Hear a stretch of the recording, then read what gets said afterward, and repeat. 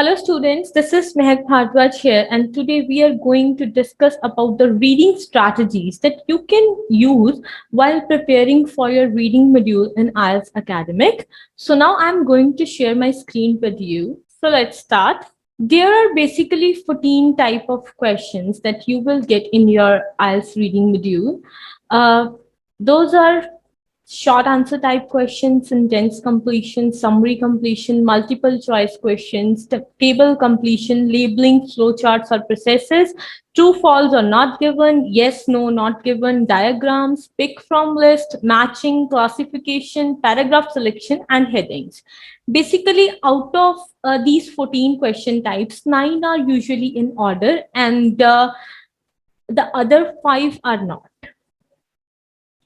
So skim and scan. You're not supposed to read the whole passage one by one, like reading one word at a time. No. The basic technique that you guys can use in your reading module is skim and scan. Skimming is reading rapidly in order to get a general overview of the material, and scanning is reading rapidly in order to find the specific facts. This skim and scan will help you to find the keywords for your reading. So, what should be the what should be the speed of the students while reading? The speeds that one should follow should not be too fast. It should not be too slow. One should follow moderate pace of speed when you are reading. So, do you need to understand the whole passage? Not at all. Why? Because you're not supposed to read the whole passage, because you're not supposed to write the summary on the passage that you have read. You have been given three passages, and you just need to find the exact location of your answer and to comprehend, and you need to comprehend the sentence or the sentences that contain the specific information. So the techniques that you can use in the reading module, first of all, I want to clear something here that there is no such tricks in reading. Yes, there are tips, there are techniques, but I don't think there are any kind of tricks in reading.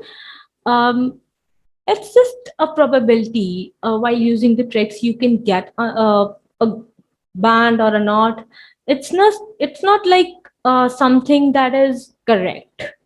As I have seen many videos, like YouTube videos, that says that the first two questions are true and the third one is no, and the last two are generally not given. No, this is totally and utterly nonsense.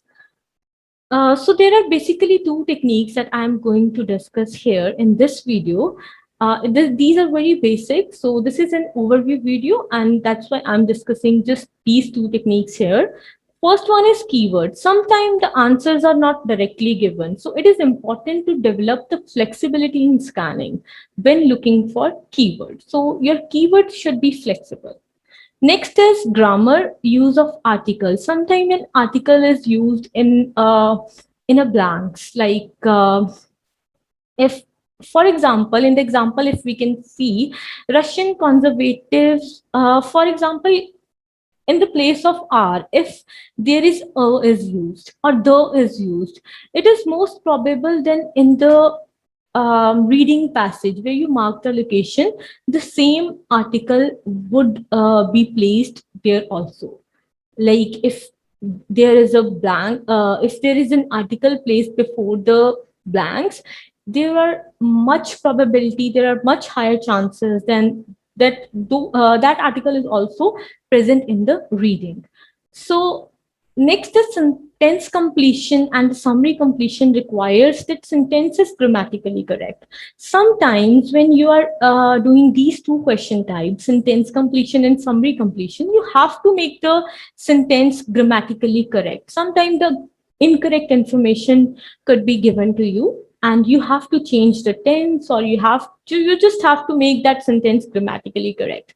For example, Russian conservatives are dash the Siberian tiger. There are two options, protect and protecting. We all know that protecting is the right answer if we look at this answer, if we look at this sentence grammatically. So, suppose that in the reading, in the passage where you mark the location, there protect is written, but the answer is protecting. Why? Because of grammar. So, why one answer is correct and other one is not? Grammar is the answer.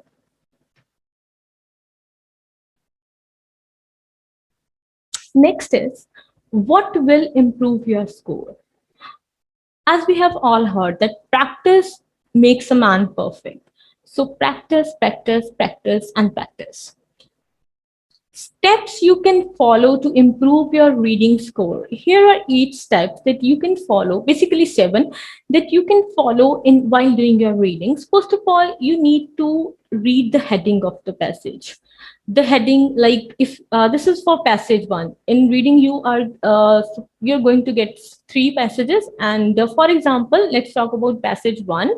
You need to read the heading of the passage, then look at the question types, like what are the types that you are going to get in that reading, what are the types that you need to solve.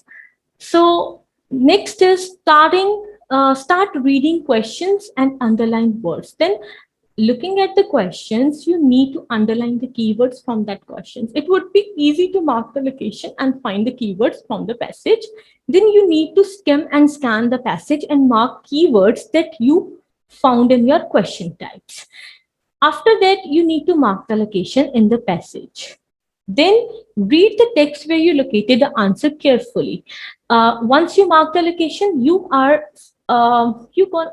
to read the text where you located the answer for about 3 to 4 times or 2 to 3 times. That's enough. If you're not understanding, read it 4 times. Otherwise, 2 times is enough. Next is write the answer. Once you mark the location, you read the text and you can easily mark the answer. You can then transfer that answer on your reading sheet, the answer sheet that is given to you by the examiner. After that, last is the tip. Attempt those questions that are usually in order first and spare the headings and choosing a title for the last. Attempt these 2 question types at the last. This would definitely improve your reading speed, because time management is something that students have to deal with while solving the reading. So you should attempt the questions that are in usually in order. For example, short answer, summary completion, sentence completion, etc. Because you will get a particular location of these questions, and these will be in order. And spare the headings and choosing the title for the last, because if you are attempting it these 2 question types at last, you do not have to read the whole passage again. You have been already read all those parts of the essays. For example, for summary completion, for sentence completion, for short answer question types, you have already maybe you have read already some portions from that reading, and if you have to choose the title for the passage, and if you have to choose a heading for those particular passage, like if A, B, C, D, these are the parts you can get in one reading passage. So it would be easy for you if you have already read it.